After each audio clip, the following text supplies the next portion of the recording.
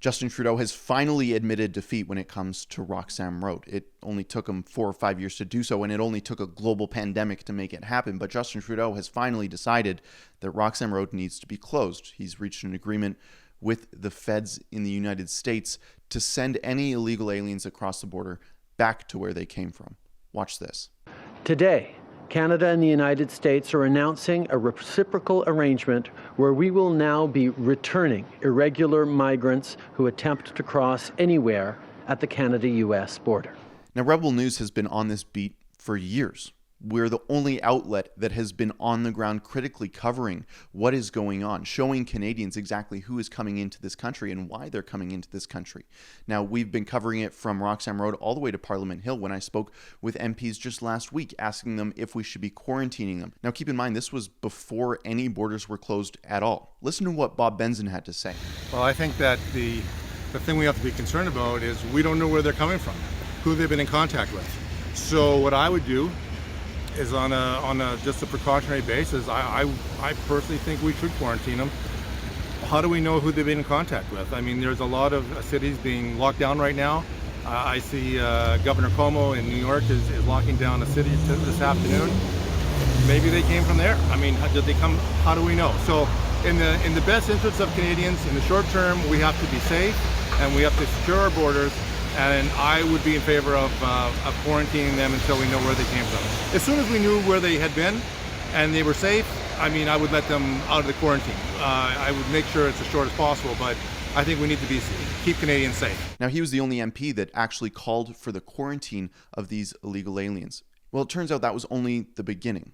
I went to Roxham Road myself right after that to see if illegal aliens were still coming into this country, and that was after Justin Trudeau announced that the border was going to be closed. Not only are foreigners not allowed in the country anymore, the American-Canadian border was closed, but somehow there remained a hole in the border. Somehow Roxham Road remained immune to government policy. We didn't really understand it, but now it looks like Justin Trudeau has walked back on that. Justin Trudeau has decided that those illegals need to go home. It's unfortunate, though, because it seems like that's not going to be retroactive. Any illegal alien that got into this country before Justin Trudeau made that announcement, well, they're safe by the bell. They're in government facilities in isolation. Many of them might even be sick. They came into this country wearing masks, as I saw earlier this week. Those masks could be signs of illness. They could be signs that they're overly cautious. It was only a matter of time before one of these illegal immigrants came to this country with the Wuhan coronavirus. It could have been another illness entirely. The main point being that they were taking away precious healthcare resources away from Canadians.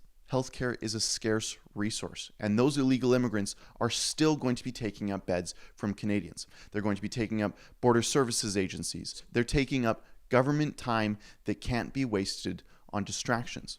Now, of course, the mainstream media is absolutely up in arms with this news. They're absolutely disturbed to the bone that Justin Trudeau has walked back a little bit on his woke credentials. Justin Ling called into Justin Trudeau's press conference outside of his cottage at the Rideau complex today.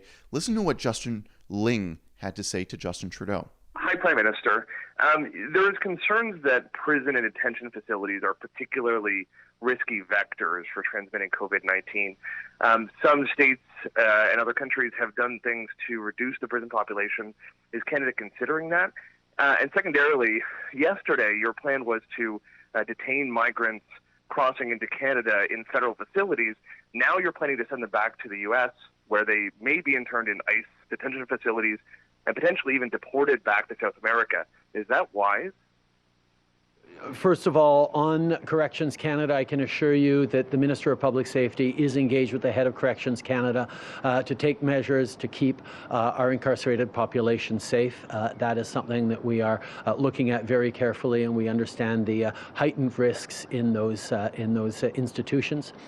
In regards to the agreement we just worked out over the past 24 hours with the Americans, we recognize that these are exceptional exceptional times, and someone who comes to the border to request asylum will be turned back to American authorities, as happens right now when someone comes to an official border crossing and requests asylum. We turn them over to American authorities at the border, where they are released almost immediately into the